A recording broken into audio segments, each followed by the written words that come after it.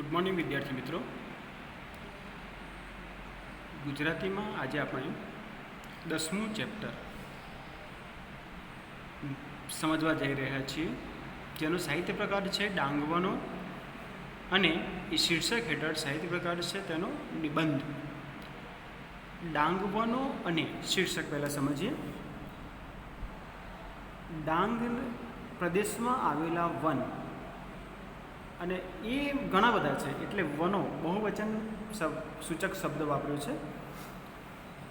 ડાંગ વિસ્તારમાં આવેલા વન. લેખક શ્રી મહેન્દ્ર પરમાર તેમણે ડાંગના પ્રદેશમાં જઈને વિસ્તારમાં જઈને પ્રવાસ ખેડ્યો છે,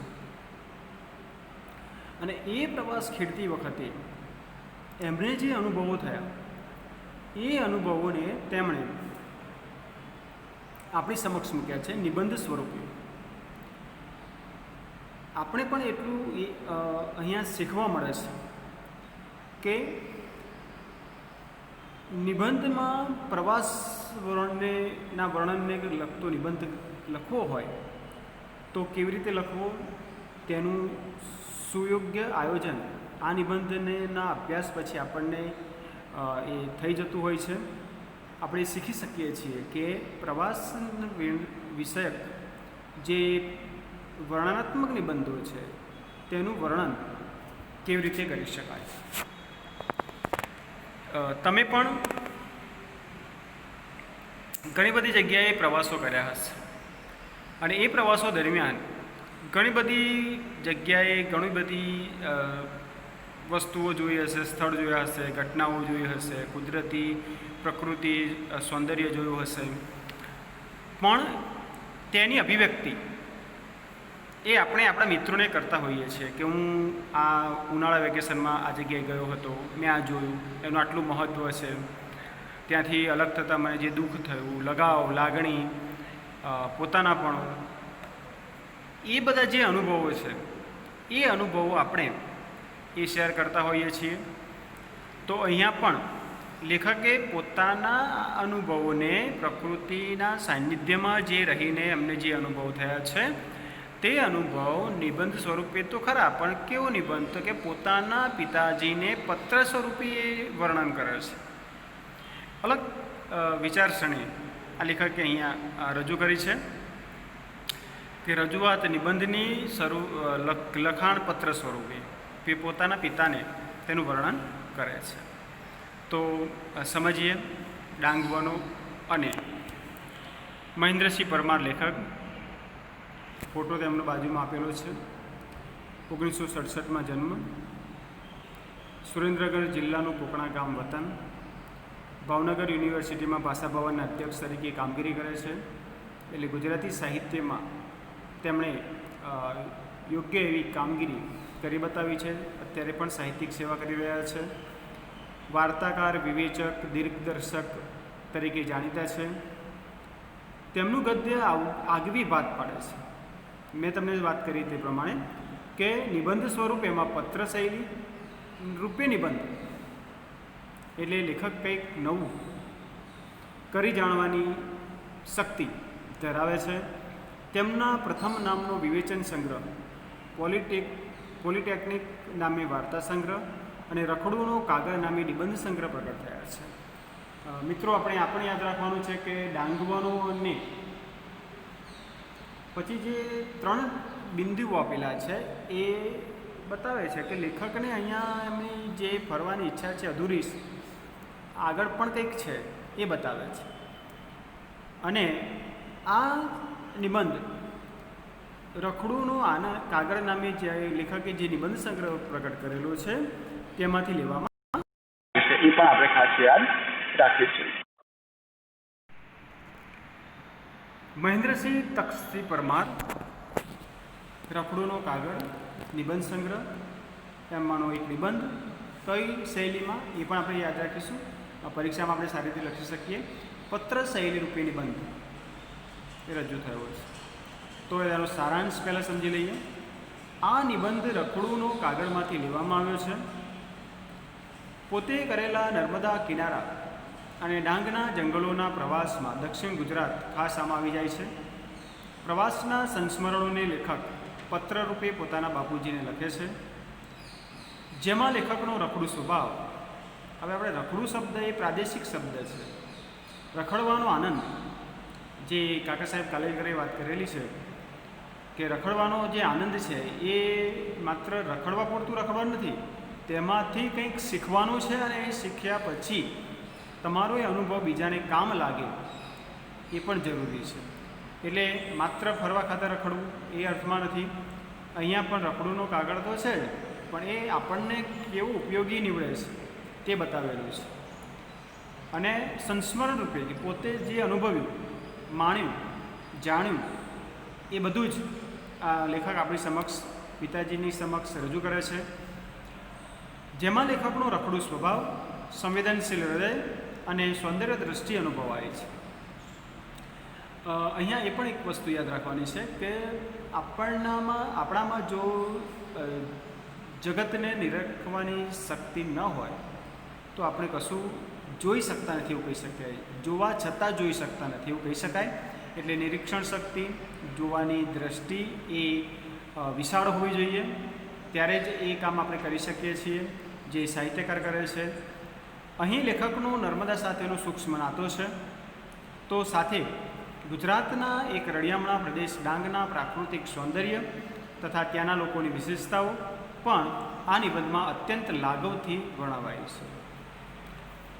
લાઘવ એટલે પ્રેમ, સ્નેહ, લઘુતા,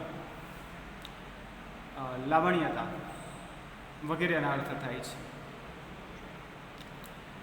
એ સાથે લેખકનું સંવેદન ઘૂંટાતું જાય છે.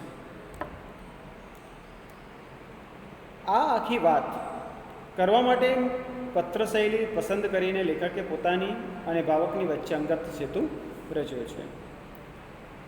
નિબંધનું ગદ્ય પ્રવાહી છતાં ઊંડાણવાળું છે. ગુજરાતી ગદ્યની એક જુદી તરે એટલે પ્રકાર, શૈલી, રજૂઆત, રજૂ કરવાની રીત અહીંયા જોવા મળે છે. તો શરૂ કરીએ. નિબંધ પત્ર શૈલી રૂપે લેખક લખે છે કે પ્રિય બાપુજી, અગાઉ અંકલેશ્વર અને આહવા ગયો ત્યારનો તમને લખવા ધારતો હતો. એ પછી ફરી એકવાર જઈ આવ્યો. લખ્યા વગર જ ન ચાલે એવું થઈ ગયું. એ અનુભવોને પુનઃ સ્મૃત કરવાનો પ્રયત્ન કરું છું. લેખક કંઈક લખવાનું ભૂલી ગયા છે અને એ રીતે હજુ પણ વધારે લખીને પોતાના પિતાને જણાવવા માગે છે તેવી ઈચ્છા વ્યક્ત કરી છે. આગળ કહે છે કે આહવા જતાં પહેલાં 3 દિવસ અંકલેશ્વર રોકાયો. અંકલેશ્વર મને પ્રિય છે. મિત્રો મજાકમાં તેને ગંધકેશ્વર કહે છે. અંકલેશ્વર એન્ટર થતાં જ આપણને તેની જીઆઈડીસીની સ્મેલ, ગંધ એ અંકલેશ્વર આવ્યાનો અહેસાસ કરાવી દે. એટલે અંકલેશ્વર અહીંયા બતાવવામાં આવેલું છે, ગંધકેશ્વર. તો એ કારખાનાઓથી ઉભરાતું શહેર જીઆઈડીસી એન્ટર થતાં જ આવે છે અને એ અંકલેશ્વરનો આવ્યાનો અહેસાસ આપણને કરાવી દે છે. એ કારખાનાઓથી ઉભરાતું એશિયાનું બીજા નંબરનું ઔદ્યોગિક મથક મારું પ્રિય સ્થળ છે. ઔદ્યોગિક સેન્ટર તરીકે ઓળખાય છે. અહો વૈચિત્ર્ય, કેટલી વિચિત્રતા! એની દુર્ગંધ સાથે એક ગરોબો કેળવાઈ ગયેલો. ત્યાંના રહેવાસીઓને એક દુર્ગંધ, અમુક સમય પછી દુર્ગંધ લાગતી નથી, એકમય થઈ જાય છે લોકો. આમ આપણો ભારતીય સમાજ પણ મોટે ભાગે દુર્ગંધ સાથે રહેવા ટેવાયેલો છે. એ વાસ્તવિકતા પણ અહીંયા બતાવેલી છે. પણ સાચું કહું તો અહીંના ભરૂચી નાકાથી બોરભાઠા થઈને આગળ જતા સ્થળના નામ છે. આવતી ભેખડવતી નર્મદાને, ભેખડોમાં થઈને વહેતી ભેખડવતી નર્મદાને કારણે અંકલેશ્વર મારી પ્રિય જગ્યા છે. અહીં ઉચ્ચાસને બેસીને, ઉચ્ચાસને એટલે ઉચ્ચ પ્લસ આસને બેસીને કેટલીય વાર સૂર્યાસ્ત જોવાની મજા લૂંટી છે. અસ્તાચળે પહોંચેલા સૂર્ય મહારાજ આ ક્ષિતિજ જાળવતી નર્મદાની સપાટી પર છેક અમારા સુધી લાલ કાર્પેટ બિછાવી આપે. આ રાજમાર્ગે ટપ ટપ કરતાં દોડીને એમને મળવા જઈએ ત્યાં તો ગાયબ થઈ જાય, એટલે સૂર્યાસ્ત થઈ જાય. તો લેખકની પ્રકૃતિને નિહાળવાની એક વિશેષ દૃષ્ટિ કે એક પ્રકૃતિના એક એક તત્વને એક નિરીક્ષણપૂર્વક નિહાળવાની વાત કરેલી છે કે આપણને ઘણું બધું એ શીખવી જાય છે. નર્મદાએ મને હરહંમેશ ઝંકૃત કર્યો છે. લેખક નર્મદા સાથે જોડાયેલા છે. કોઈ પણ રૂપમાં એ નદી મને તાણી જાય છે. આમ જમણી તરફ સામા પ્રવાહે, જો કે સામો પ્રવાહ તો કહેવાનો, ભરતીની અસર હોય તો છેક સુધી તમે શંકિત રહો કે શું નદીએ વહેણ બદલ્યું. શંકિત એટલે શંકાશીલ, ખબર ન પડે આપણને.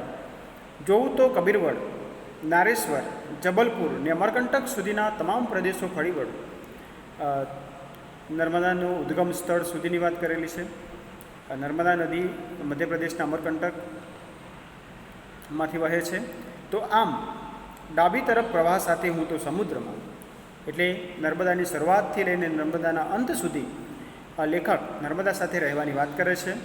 તેમાં રમવાની, ઝંકૃત થવું, એકમય થઈ જવાની વાત કરે છે. અને આ રીતે ત્યાંથી ક્યાંનું ક્યાં, એટલે પોતે ગમે તે સ્થળે જાય પણ નર્મદા સાથે જ તેમનો નાતો એ અજોડ છે એવું કહે છે. કબીરવડ સાથે કબીરજીને અનુભવીએ. સંત કબીરજી, કબીરવડ સાથે જોડાયેલી એક ઘટના, ઇતિહાસ. કેટલાય તપસ્વીઓના તપને અનુભવીએ. ગુજરાતમાં અને ભારતમાં ઘણા બધા તપસ્વીઓ દ્વારા જે તપસ્થાનો, તપોવનો અત્યારે પણ હાજર છે. અને એ તપોભૂમિના કારણે જ પવિત્ર ભૂમિ આપના પર આપણા ચરણ સ્પર્શ થવાથી આપણે પણ પવિત્ર અને તપસ્યાનો અહેસાસ આપણને થાય છે. એટલે એ પણ એક સારી બાબત છે કે જેથી કરીને આપણામાં પણ તપોભૂમિ અને તપોવનના સંસ્કારો એ આપોઆપ આવતા હોય છે. નાહીએ ત્યારે આખી નર્મદા આપણી હોય, એકમય થઈ ગયા છે. લેખક નર્મદા નદી સાથે કાલાંતરોની સૃષ્ટિમાં આપણે નાહી રહીએ. કાલાંતરોની સૃષ્ટિ એટલે એક કાલ પછી બીજો કાલ, સમય પછી બીજો સમય, અને એ સમયના વહેણની સાથે સૃષ્ટિમાં આપણે નાહી રહીએ સમગ્ર વિશ્વમાં, એ રીતે વાત કરે છે. એટલે લેખક અહીંયા એવું કહેવા માગે છે કે આપણને જે સમય મળ્યો છે એ સમયને પૂરેપૂરો માણી લેવો જોઈએ, આનંદમય જીવન વિતાવવું જોઈએ તેવી વાત કરે છે. એક અંજલિ ભરીએ તો હાથમાંનું જળ ભૂતકાળના બધા રસ્યો વર્તમાનની સન્નિધિએ ઉગાડતું આવે. અંજલિ એટલે ખૂબો ભરવું પાણી, અને એ હાથમાંનું જળ ભૂતકાળના બધા દ્રશ્યો, એટલે કે લેખક ભૂતકાળમાં સરી પડે છે, વિસ્મૃતિઓમાં, સંસ્મરણોમાં, અને દ્રશ્યો વર્તમાનની સન્નિધિએ ઉગાડતું આવે અને વર્તમાન અને ભૂતકાળને એક કરે છે તેવી વાત લેખકે કરી છે. ભૂખ, તરસ બધું ભૂલી જવાય. પ્રકૃતિના ખોળામાં જ્યારે લેખક આડોટે છે, આપણે પણ આડોટીએ છીએ, આપણે પણ લેખક એકમય થઈ જઈએ છીએ, ત્યારે આપણને આ બધું ભાન રહેતું નથી અને પ્રકૃતિમય થઈ જવાની એ જે એક અહેસાસ છે, એ અહેસાસ એ જે અનુભવે છે તેને જ થતો હોય છે. કવિન્દ્ર રાજેન્દ્ર શુક્લ અહીં યાદ આવે વિના ન રહે, અને તેમની એક પંક્તિ કે મુઠ્ઠી ચણા કે ધાણી ઝરણાનું મીઠું પાણી, મુઠ્ઠી ચણા કે ધાણી ઝરણાનું મીઠું પાણી, ગેગુર ઘટામાં આઠે પ્રહર ઉજાણી. ઘટાદાર, ગેગુર ઘટાદાર વૃક્ષો, અને એ વૃક્ષોમાં આઠે પ્રહર ઉજાણી એટલે કોઈક પ્રસંગ, એક ઉત્સવ હોય અને જ્યારે સાથે મળીને આપણે જમવા બેસતા હોઈએ છીએ, નાસ્તો કે જમવાનું જે તે હોય, સાથે મળીને શેર કરીને જમવું, એ એક પ્રકારનો ઉત્સવ બની જાય છે. અને એ આનંદ લેખક લેવાની વાત કરે છે કે ચણા હોય, મુઠ્ઠી ચણા હોય કે દાણી હોય, વધારેની અપેક્ષાઓ નથી, પણ એ કેવી રીતે એનો આપણે ઉપયોગ કરીએ છીએ તે બતાવેલું છે. ઘણાને પાસે ઘણું બધું હોય પણ એ એનો આનંદ લૂંટી શકતા નથી, એનું સુખ એ ભોગવી શકતા નથી. એટલે સૌથી મહત્ત્વની વાત એ છે કે આપણી પાસે જેટલું છે તેનો તમે ભરપૂર ઉપયોગ કરો તો જ એ જીવનને તમે માણ્યું એવું કહી શકાય. તેની વાત રાજેન્દ્ર શુક્લ કવિની આ કાવ્ય પંક્તિઓમાંથી આપણને જાણવા મળે છે, સમજવા મળે છે કે જીવનનું એક રહસ્ય એવું કહી શકાય. જીવનનું એક રહસ્ય છે આનંદ. આનંદને આપણે બસ લૂંટતા જ રહેવું જોઈએ, આનંદ માણતા રહેવું જોઈએ. એ જ જીવનનું ખરેખરું સત્ય છે. એ અહીંયા વાત કરવામાં આવેલી છે. લ્યો હવે આહવાની વાત કરું. ડાંગ જિલ્લાનું આહવા મથક. પહેલીવાર આહવા ગયો ત્યારે ઘાયલ જ થઈ ગયો પ્રકૃતિને જોઈને જ. દક્ષિણ ગુજરાતમાં ડાંગ જિલ્લો એનો આહવા મુખ્ય મથક પણ છે જિલ્લાનું. અને એ આહવા ગામ, આહવા પ્રદેશ એ પ્રકૃતિથી થોડે કળાએ ખીલેલો છે એવું કહી શકાય. વન સંપદાનું આટલું આદિમ અને મનોહર રૂપ લેખકને આશ્ચર્ય થાય છે કે વન સંપદા, સંપદા એટલે સંપત્તિ, વન સંપત્તિ આટલી બધી ત્યાં ખીલી ઉઠી છે. અને એ ખીલેલી સંપત્તિમાં આપણે પણ જ્યારે એ કરમાયેલા ચહેરે જતા હોઈએ છીએ ત્યારે યોગ્ય નથી, કુદરતનું અપમાન કહી શકાય. એટલે આપણે પણ ખીલીને ત્યાં એ ખીલેલી સંસ્કૃતિ પ્રકૃતિને માણવાની વાત કરેલી છે. અને એ મનોહર રૂપ લેખકને જોવા મળે છે. લગભગ બધું જ વિસરાઈ ગયું. લેખક બધું જ ભૂલી જાય છે કે હું ક્યાં છું, ક્યાંથી આવ્યો છું. બસ પ્રકૃતિમય એકત્વ, જેમ એકેશ્વરવાદ, પ્રકૃતિ બ્રહ્માંડ સબ એક, એવી રીતે અહીંયા પણ લેખક અને પ્રકૃતિ બંને એક થઈ ગયા છે. આહવામાં મિત્રવર્ય જગદીશભાઈનું ઘર એકદમ સનસેટ પોઈન્ટની બાજુમાં જ છે. સનસેટ પોઈન્ટની ઊંચાઈએથી નીચેની આખી રંગભૂમિ જોવા જેવી છે. આબુ અંબાજી, આબુ પણ જાય છે લોકો સનસેટ સનરાઈઝ જોવા માટે. તો અહીંયા પણ એ નજારો, સાપુતારામાં પણ એ નજારો જોવા મળે છે. એની રંગરમણા અદ્ભુત છે. દૂર નીચે માનવ વસવાટથી સવારની ઝાંખી કરાવતા રતુમડા પત્તાના હોય તેવા ઘર, લાલાશ રંગ જોવા મળે છે ઘરમાં, એ બતાવેલું છે. દૂરથી ઉપરથી આપણને જે નાના નાના લાગે છે તેની વાત કરેલી છે. એ ઘર સુધી દોડી જતી સર્પિલ ભૂખરી કીડીઓ, નાના નાના પગદંડીઓ, સાંકડા રસ્તાઓ, ખીણમાંથી છેક સૂર્ય સાથે હરીફાઈ કરવા મથતા સાગની અને જમીન પર પથરાયેલા ઘાસની પોતપોતાની લીલાઓ, લીલુંછમ મેદાન, વૃક્ષો, લીલી ચાદર ઓઢી હોય, લીલી સાડી પહેરી હોય પૃથ્વીએ તેવો અહેસાસ થાય છે. છાક એનો એવો, છાક એટલે નશો એવો કે સૂર્યપ્રકાશને આંટી મારે, સૂર્યપ્રકાશ કરતાં પણ આગળ વધી જાય, નીકળી જાય તેવા દ્રશ્યો લેખક આપણી સમક્ષ મૂકે છે. નયન રમ્યોને નયન મનોહર શબ્દોની ખરેખરી અર્થછાયા અહીં પ્રત્યક્ષ થાય. પવનની સાથે ગુમરાઈને ઉપર વહી આવતા રંગ, ગંધ, અવાજના ત્રિવિધ રૂપને ઊંડા શ્વાસ લો તો આખા અસ્તિત્વમાં અનુભવી શકો. પવનની જાદુઈ લાકડી ફરે ને આ દ્રશ્ય સાવે ચલચિત્ર પરિવર્તન પામતું રહે. સમય પ્રમાણે એ ચિત્ર બદલાતું રહે છે. અને દ્રશ્ય સાવે એટલે કે પ્રકૃતિમાં પ્રાણીઓ, પક્ષીઓ, મનુષ્યોના અવાજો સાથે રંગ, ગંધ, અવાજ, દ્રશ્ય, શ્રાવ્ય આ બધા જ પરિમાણીય તત્વો સાથે આપણને એ પ્રકૃતિનું દર્શન થાય છે. હમણાં જ પડી ગયેલા વરસાદે વળી આ રંગભૂમિનું સમીકરણ જ બદલી નાખ્યું. તમે નજરે જુઓ તો વળી આનો જુદો જ સ્વાદ અનુભવો. પણ આ જગ્યાએ બેસીને મને એક વિચિત્ર પણ મજાનો વિચાર આવ્યો. વિશ્વની કોઈપણ સ્પંદનશીલ ચેતનાને સ્પર્શે એવી દુનિયાને જોઈને કોણ કેમ રિએક્ટ થાય? લેખકને પ્રશ્ન થાય છે કે વિશ્વની કોઈપણ સ્પંદનશીલ, લાગણીશીલ વ્યક્તિ અને એની ચેતનાને સ્પર્શે એવી આ દુનિયાને જોઈને કોણ કેમ રિએક્ટ થાય? કેવી રીતે પોતાનું કર્તવ્ય બતાવે, પોતાની ક્રિયા બતાવે તેની વાત કરેલી છે. પદાર્થ એક જ પણ એને ઝીલનાર પાત્રો કેવા નોખા ને તોય હેમનું હેમ વળી. નરસિંહ મહેતાનું ભજન છે કે ઘાટ ઘડિયા પછી નામરૂપ જુજવા અંતે તો હેમનું હેમ હોય. ઘાટ ઘડિયા એટલે કે ભગવાને મનુષ્ય અલગ અલગ બનાવ્યા છે. નામરૂપ જુજવા, નામ અને રૂપ પણ અલગ અલગ. પણ નરસિંહ મહેતા એવું કહે છે કે અંતે તો હેમનું હેમ હોય. હેમ એટલે સોનું મૂળ સોનું હોય છે અને સોનામાંથી બનેલા ઘરેણાં, એના ગાંઠ અને નામ, રંગ, રૂપ બધું અલગ હોય છે, છતાં પણ મૂળ તત્વ શું? સોનું. એટલે નરસિંહ મહેતાએ પણ અહીંયા એ વાત કરેલી કે અંતે તો હેમનું હેમ એટલે અંતે તો આત્મા એક જ છે, પરમાત્મા સાથે જોડાયેલો છે, આત્મા પરમાત્મા એક જ છે, પછી ગમે તે તમે અલગ અલગ કરતા હોય, બરાબર. અંતે તો એકત્વવાદ, અહીંયા એકત્વવાદ બતાવવામાં આવેલો છે. એ નરસિંહ મહેતાની કાવ્ય પંક્તિને પણ લેખકે અહીંયા ટાંકી છે કે અહીંયા એ જરૂરી છે. પ્રકૃતિ મનુષ્ય એ જો એક થઈ જાય અને એકબીજાને સમજી લે તો કોઈ પણ પ્રકારની સમસ્યા, જે અત્યારે આપણે વર્તમાન પરિસ્થિતિઓમાં જે સમસ્યાઓ સર્જાય છે, દાવાનળ થવો, આગ લાગવી,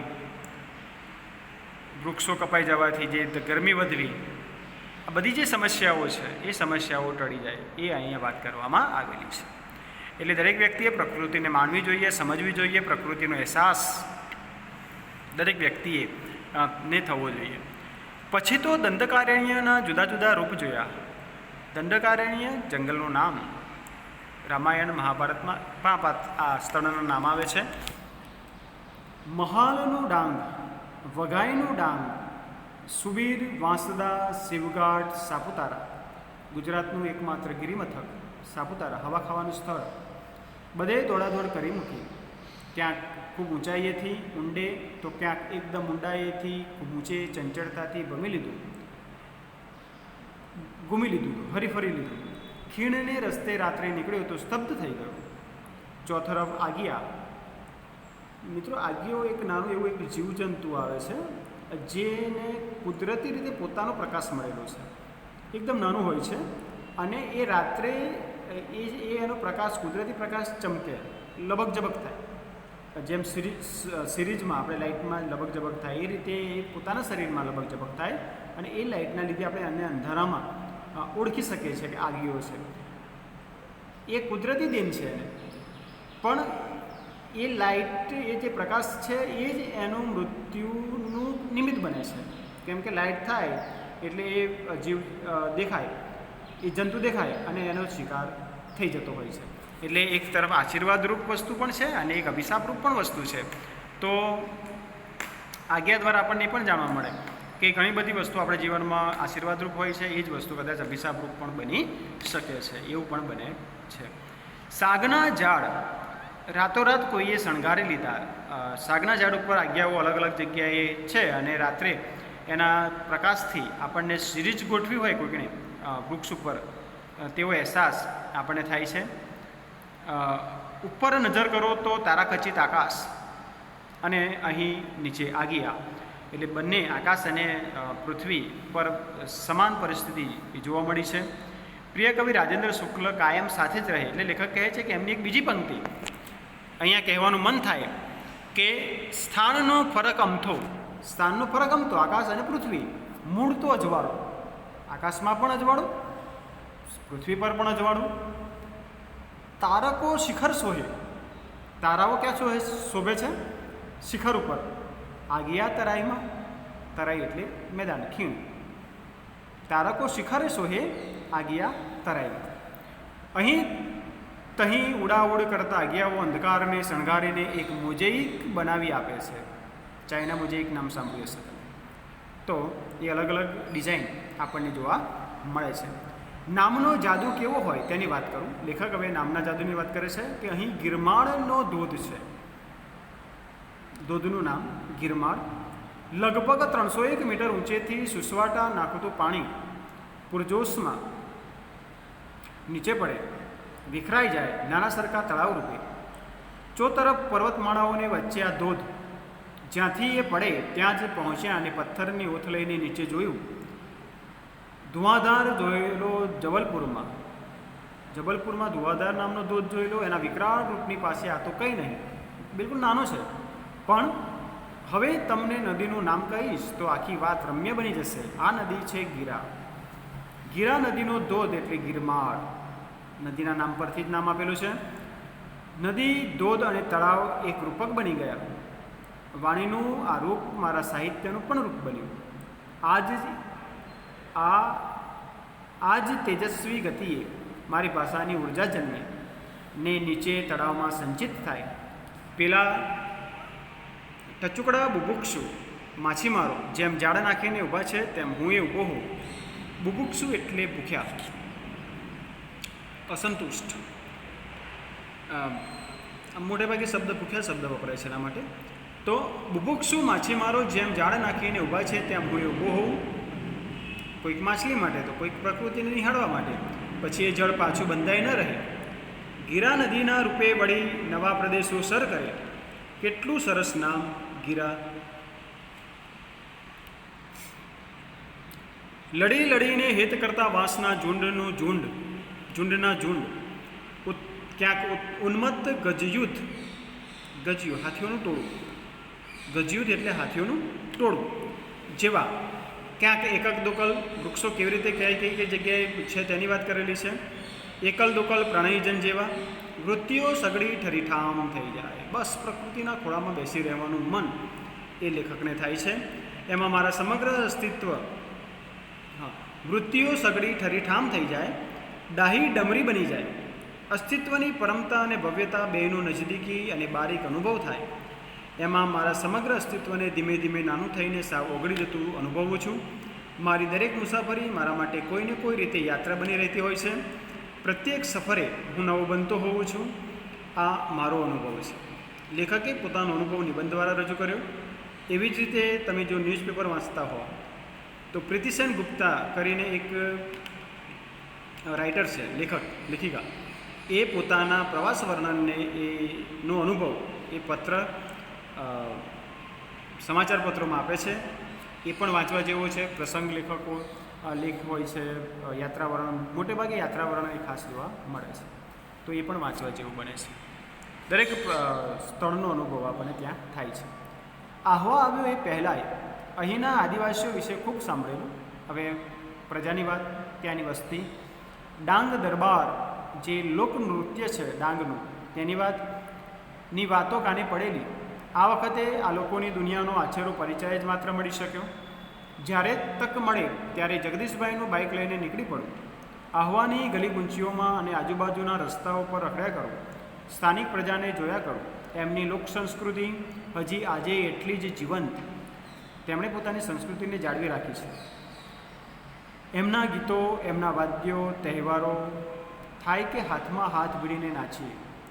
પણ એક વખત નીકળ્યો તો ડાંગીઓનું મોટું સરઘસ સામે મળ્યું. સૌથી આગળ 2-3 આદિવાસીઓ ફટાકડા ફોડતા હતા. થયું કે ચાલો લગ્ન યાત્રા જોવા મળશે. લેખકે વાત કરેલી છે કે જોવા જ કંઈક અલગ મળે છે. તો આ તો કંઈક બીજું જ નીકળ્યું. કોઈકનું મરણ થયું. આપણને પણ પ્રશ્ન થાય કે મરણમાં ફટાકડા. એની નનામી ઉચકીને ડાગુઓ જતા હતા. મિત્રો, ડાગુઓ એટલે મૃત પામેલ વ્યક્તિને સ્મશાન સુધી અગ્નિ સંસ્કાર આપવા માટે લઈ જનાર વ્યક્તિઓ જે હોય છે એ બંને ડાગુઓ તરીકે ઓળખવામાં આવે છે. ડાકુ, કોને ગ, ડાગુ. ક્લિયર? તો એ ડાગુઓ જતા હતા.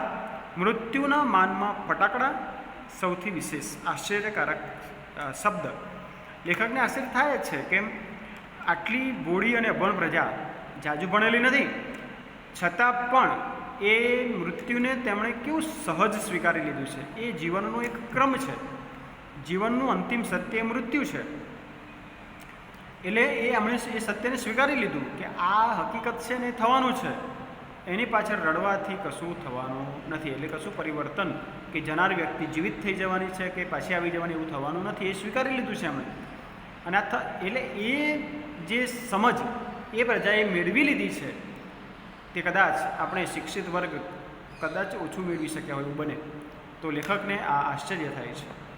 મરણને ઉજવવાની આ રીત કેટલી તાત્વિક તત્વ સાથે જોડાયેલી છે, મૂળ તત્વ સાથે. આ ભોળી પ્રજાને આવું જીવન સત્ય કેમનું લાંદ્યું હશે, કેવી રીતે એ મેળવ્યું હશે? સરસ એવી વાત લેખકે કરેલી છે કે ખરેખર મૃત્યુના માનમાં એ પણ એક ઉત્સવ, મૃત્યુને ઉત્સવ બનાવવાની વાત લેખકે કરેલી છે. લ્યો જુઓ, વાત આખી મૃત્યુના સંપર આવીને ઊભી રહી ગઈ. જેટલું ગમ્યું એટલું જ લખ્યું, ન ગમ્યું તેની વાત ફરી ક્યારે કરીશ. મારી આ પત્ર ચેષ્ટા ગમીને ઈચ્છા તો ત્યાં જ એકાદ ઝરણામાં પગ બોળીને આ શબ્દ ઝરણું વહેતું મૂકવાની હતી. શબ્દરૂપી ઝરણું રૂપક અલંકાર છે. શબ્દરૂપી ઝરણું રૂપક અલંકાર છે. સમાસની વાત કરીએ તો કર્મધારય સમાસ બનશે. તમને ત્યાં કેવાક યાદ કરતો હોઈશ તેનું પ્રમાણ મળે તોય હાવ એટલે બસ. આ નિબંધ દ્વારા લેખક પોતાના પિતાજીને યાદ કરે છે એ પણ બતાવેલું છે. લેખકે જે અનુભવ્યું, પ્રકૃતિ, પ્રજા, વનસ્પતિ, પ્રાણી, પશુ, પક્ષી, સંસ્કૃતિ, આચાર વિચાર, રીત રિવાજો, આ બધું જ લેખકે ખુલ્લા દિલથી તેની વાત કરેલી છે. અને એ આપણને ઘણું બધું ડાંગ પ્રદેશ વિશેની જાણકારી આપણને અહીંયા મળી જાય છે. સંસ્કૃતિની વાત કરીએ, સૌથી અગત્યનું સંસ્કૃતિ છે, કેમ કે સંસ્કૃતિ એ જ વ્યક્તિ સાથે એક અવિનાભાવી રીતે જોડાયેલી બાબત છે. એટલે એનો પણ પરિચય આપણને લેખકે કરાવ્યો. રખડોના કાગળમાંથી આ લેવામાં આવેલું છે. લેખિતંગ મહેન્દ્ર એવું પોતાના પિતાને લખ્યું છે. તો અહીં આ વાત નિબંધ પૂરો થાય છે. મિત્રો, આપણે આમાંથી ઘણું બધું શીખ્યા, જાણ્યું. નિબંધ લેખન કેવી રીતે થાય તેની વાત પણ આપણે આમાંથી જોઈ લીધી કે વિગતપૂર્ણ રીતે એની રજૂઆત કરવાની હોય છે. શબ્દાર્થ, વિરુદ્ધાર્થી, તળપદા, હાવ એટલે બસ. મેં વાત કરી ને કે હાવ એટલે બસ. શબ્દ સૌ માટે એક શબ્દ સ્વાધ્યાય એ તમારી નોટબુકમાં અને અથવા સ્વાધ્યાય પોથીમાં લખી દેવાનું રહેશે અને એ રીતે તૈયારી કરવાની રહેશે. Best of luck. Thank you.